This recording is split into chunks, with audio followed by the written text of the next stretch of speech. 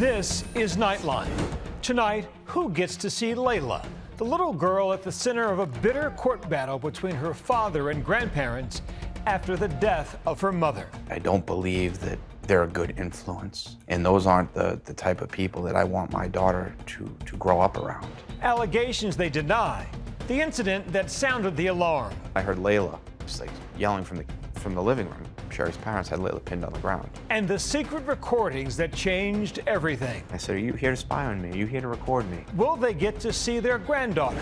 Plus, Josh Groban, known for hits like You Raise Me Up. You raise me up so I can stand on mountains. Now getting cinematic with his new album of songs made famous in films. You want to do a little Stand By Me with me? Sure. All right, I'll start it. So, darling. The Stand By Me duet that put our Stephanie Ramos to the test. Oh, stand by me.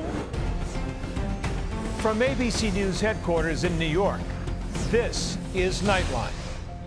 Good evening. Thank you for joining us. Tonight, a widowed father in a tense legal battle with his late wife's parents, who are doctors, over visitation with his 4-year-old daughter. He accuses them of putting his family at risk. The text messages, the staggering amount of prescriptions, and the secret recording at the center of it all.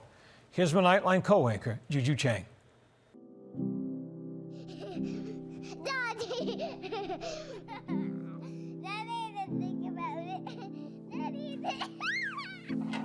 Amidst all the court dates, the legal documents, bad blood, and grief, this is all that matters to Scott Naso. You can make me pancakes? Well, I just made you pancakes for breakfast. I think there's something here that I can find. The sound of his 4-year-old daughter, Laila, hard at play. No, Daddy, no, Daddy. Go back in your chair. It's easy to see who runs this house. Layla's nickname is Queen. No. It's been 2 years since she inherited that title after her mom died battling cancer. How would you say you're doing now? How are you? I've been living in a survival mode for the last 2 years. That being said, I'm doing everything I can to make sure Laila comes out of this completely unscathed. Survival mode, because Scott says so much of the last 2 years has been lived under siege. He's been locked in a legal battle over grandparents' rights and official complaints with accusations of what's known as Munchausen syndrome by proxy against his wife's parents. Why do you not want her grandparents to be in her life? I believe that it was her grandparents, my wife's parents, that are the reason my wife passed away when she did. They were discouraging her from getting treatment. They were masking the symptoms that now I know was her cancer return. I also believe that they were hurting my daughter, and I don't believe that they're a good influence. Daddy, Laila, me. Mommy, that's me. So Sherry and I met in Newport, Rhode Island, back in 2016, and are you getting choked up? You fell hard. It was like a fairy tale, you know. My wife was diagnosed with a stage 3 breast cancer in June of 2017. She went through infusion chemotherapy, she went through multiple surgeries, she went through radiation, full double mastectomy, and breast reconstruction. And we thought she was in remission. Sherry was a stay-at-home mom. Scott, a detective for the Middletown Police. When the couple needed backup help, Sherry's parents, Gila Korsand and Siavash Garishi, who are both doctors, lived nearby. Her father was a solo practitioner pediatrician, and the mother was the chief of pathology for a large hospital group here locally. When Laila was about 2, Sherry started feeling unwell again. Pain, numbness, particularly on her right side, fatigue, confusion, forgetfulness. Her parents kept telling her her symptoms were related to Prozac withdrawals. I believed it. I know she believed it. Court records showed text messages between Sherry and her mother about Prozac, and her writing there was nothing wrong with Sherry. Messages with her father show them talking about pain and sometimes discussing medications he prescribed to her. Neither he or Sherry's mom were her primary doctors. In those text messages, Sherry's mom told her she didn't need to see another doctor. She needed to wait it out. What do you think was at play? What was happening? You use the term Munchausen by proxy. I'll use the term need to be needed. Call it like the hero in a medical sense, right? Scott says he believed his in-laws, but thought Sherry needed a second opinion anyway. And my wife was sitting on the couch, and it looked like she had had a stroke. It looked like she'd had a stroke? So the right side of her face was drooping. She couldn't move her right arm. Scott eventually got Sherry to meet with a friend's father, who was a neurologist. That doctor finally sent Sherry and Scott to the ER. And it was a 4.2, approximately centimeter brain tumor, so about the size of a golf ball. She texted her mother. I'll never forget this line. You said I'd be fine. I miss you, Ma. Friends were watching Laila, sending her messages. I love you, Ma. She came out of surgery in a coma. She died 11 days later, April 24th, 2024. Yeah, that was, yeah. I'm sorry. I have to do this. I have to do this. Sherry was just 37. While Sherry's parents did help care for Laila during this time, they did not visit Sherry once during her time at the hospital. They did not attend her funeral. In an interview with the Boston Globe, Sherry's mother said they did not go to the hospital because Sherry told them not to come, and Sherry's mom didn't want to see her daughter in that condition. The day she died, you saw her parents do something that troubled you. Yeah. What was it? Sherry's parents had Laila pinned on the ground. Sherry's mother had her pinned by her shoulders, and Sherry's father had one hand on her chest, and I know now was a syringe of prednisone that he shot down her throat. In court, Sherry's father said he was treating Laila for croup. He said that as Laila's pediatrician, he didn't realize he needed to have Scott's permission to treat the little girl. What, in your mind, just happened? In my mind, they just assaulted my daughter. In the aftermath of Sherry's death, he investigated and found pharmacy records showing that Sherry's father had written 124 prescriptions for Sherry from 2014 to 2024, 26 of them in the last year of her life. Scott also found that the grandfather had written 36 prescriptions for Laila. Scott Nazzo is alleging that the grandparents were intentionally harming Laila. It's often called Munchausen by proxy, that these doctors, the grandparents, were doing things to this child that were destructive to her health. In his trial testimony, Sherry's father said that Scott had never complained about his treatment of Laila while he was her pediatrician. He also testified that even though organizations like the American Medical Association say it's unethical for doctors to treat their own families, he didn't tell that to Scott or his daughter. You said in court that you believed that her parents were the reason why she died when she did. What did you mean by that? They were discouraging her from getting treatment. They were masking the symptoms that now I know was her cancer returning. How did they do that? Medications, from pain to respiratory ailments to stomach and bowel troubles. At the trial, Sherry's father acknowledged he did prescribe those medications and that the drugs were not to treat cancer. A few months after Sherry's death, Scott decided he did not want his wife's parents visiting his daughter anymore. The reaction? Swift. Sherry's parents suing for visitation. The law in Rhode Island is more favorable to grandparents. All they really have to do is show that the parent is being unreasonable in denying them access. Initially, a judge gave Sherry's parents temporary supervised visits once every other week for an hour. What was your reaction? I was an emotional wreck. Scott lodged formal complaints against Sherry's mom and dad with the Rhode Island Department of Health and the Department of Children, Youth, and Families, and Scott eventually stopped the visits. The case over visitation finally went to trial. There were no allegations about your parenting at all. to be clear. None whatsoever. In fact, they actually said multiple times that I'm a fit parent. A crucial piece of evidence turned out to be a secretly recorded conversation that Sherry's parents provided, where Scott is talking to some family friends. You're not here to like spy on me or record what I'm telling you. As it turned out, they were. The grandparents had thought that this tape was actually going to help their case. But in the end, the judge said that it did the reverse. That meant the case was dismissed. Victory for Scott. No visitation for Sherry's parents. The judge didn't make any determination about whether Scott's allegations about the grandparents' involvement in Sherry's death were true or not. But that would be in a different court for a different judge.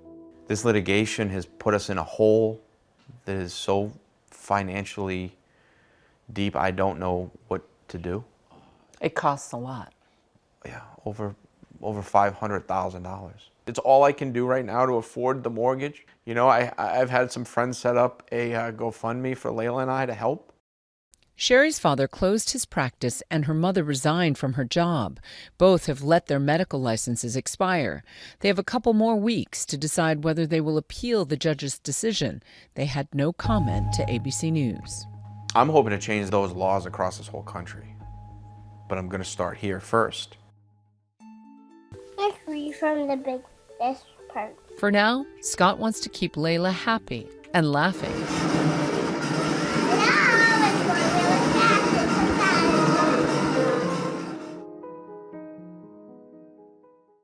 Our thanks to Juju. And now a look ahead at tomorrow's show. Who killed two teenagers at a lover's lane in Houston? Now more than 35 years after their murders, why police think they finally cracked the cold case. It's rare that you see the level of brutality that we saw in this case. That is what really sticks with me. And when we come back, we're with the singer Josh Groban and how he says Celine Dion helped him get his big break. It wound up being a day that changed the course of my career.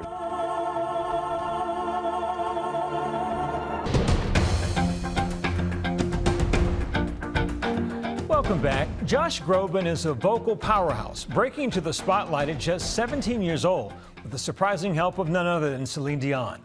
He's out with a brand new album, a collection of songs that have swept us away on the big screen. And he let ABC's Stephanie Ramos in on the journey. How would you define your sound? I try to write and find songs that I feel I can sing well, you know, but there are some things that should just be meant for karaoke, but I try to find things that at least my voice is right for. Do you have a karaoke song? I'll sing Journey, I'll sing Queen, I'll sing Guns N' Roses. Basically every song that I listened to when I was a teenager in the 90s, that's where karaoke comes in handy. Josh Groban, a 5-time Grammy-nominated artist, a Broadway star, and one of music's most unmistakable voices, known for songs like You Raise Me Up.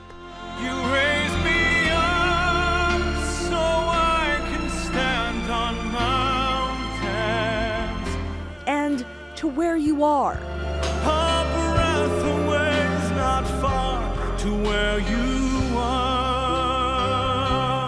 He's collaborated with music's greatest, from Andrea Bocelli to Kelly Clarkson. Cherry, stay with me each night, each morning. Now, Groban is back with a new album, Cinematic, out now, reprising 10 of cinema's most iconic songs.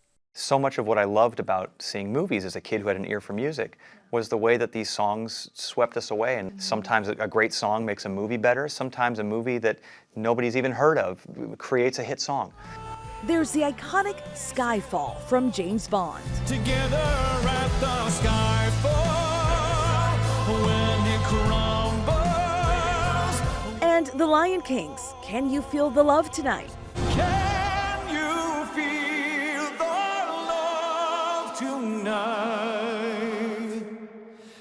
It is where we are. Your sound has often been defined as classical, like this classical crossover into popular music. My voice has always fit somewhere in the middle. But, you know, when I had lots of influences growing up. I listened to all kinds of singers, rock singers, opera singers, jazz singers. His big break came at only 17 as a regular high school student with a knack for music. Producer David Foster offered him the opportunity of a lifetime.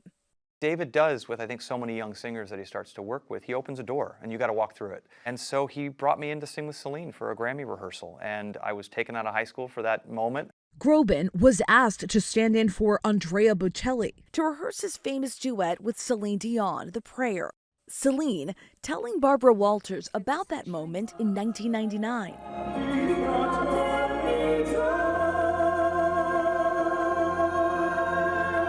I looked at this kid, and everybody in the audience that was watching the rehearsal, the orchestra, they were looking. This kid was incredible. The moment recorded by Groban's dad on home video. It was one of the most nervous experiences of my life, but Celine was so incredibly cool because she knew what I didn't, which was that David was really testing the waters for me. But it wound up being a day that changed the course of my career. Groban's massive career followed, blending both opera and pop. And last week, even getting his star on the Hollywood Walk of Fame. 25 years. Did you ever imagine that you would be in this business for that long, that this would be a lifelong career? I didn't imagine I'd be in this business, period. You know, it all happened so quickly when I was very, very young. And all of a sudden, your name and your face and your voice is at the forefront, and you're kind of growing along with this image. His star power expanding into Broadway, with 2 Tony wins, including for his turn as the Demon Barber in Sweeney Todd. In movies like Crazy Stupid Love. I didn't realize that you thought that we were there. Oh no.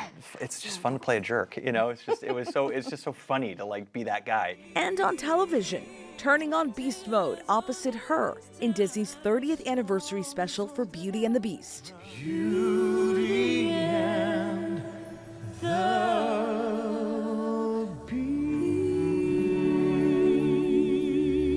Well, I do love acting. I love acting on television. Glee, The Office, Parks and Rec, Always Sunny in Philadelphia. I have done essentially every show that I'm a fan of. From the small screen to his latest homage to the silver screen. He'll also soon take the iconic movie songs on Cinematic on tour. I feel very privileged to be in a job where, you know, we can bring a little bit of joy in a turmoiled world. I feel very lucky every night when we can all congregate under one roof and literally and figuratively sing the same song together. It's something I take very seriously to be able to do this job. It's a lot of fun. Singing hits like Stand By Me. So darling, darling, stand by me. Oh, stand by me. You want to do a little Stand By Me with me? Sure. All right, I'll start it. Which I couldn't let him leave without us harmonizing a few bars together too. So darling, darling, stand by me. Oh, stand by me. Oh, stand by me. Very good. Yay! Beautiful. Our thanks to Stephanie. Well done. That woman's got game. When we come back, Ryan Reynolds and Rob Mack bring their passion project back to the soccer field.